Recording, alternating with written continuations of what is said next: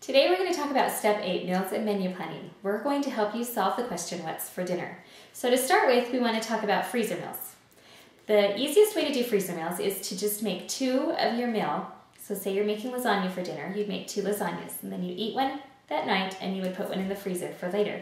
Another way you can do it is to spend a whole day putting together a whole bunch of meals and getting them ready and putting them in the freezer. That way they're ready for whenever you need them. Depending on what your time is like, that's up to you, how you do it. But the point of it is to have meals in the freezer for those crazy days when you're running around and you don't have time to throw dinner together. This would be the story of my life. This is every day of my life. If I could just have freezer meals in my freezer 24/7, we would be a happy family, because half the time I don't have time to cook. We're busy running from activity to activity. So it really is helpful for me when I can just go to the freezer, pull one out, and put it in the oven and let it cook while I'm trying to finish up things that have been going on that day.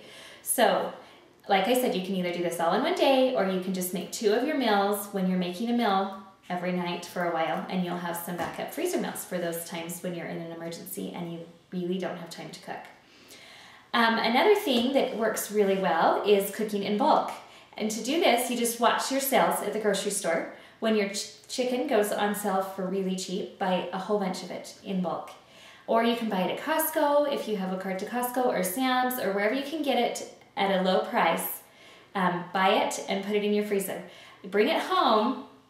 If you want to have some in the freezer cooked, it works really great too. So before you freeze it, bring it home and cook some of it or all of it.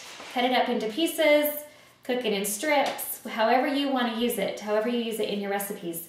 Cook it that way and then put it in the freezer, and that way when you're ready to make that casserole or the fajitas or whatever it is that you're going to pull it out and use it for, it's really easy to throw it into your casserole if it's already cooked, and it saves you a whole bunch of time that day that you're trying to put your meal together.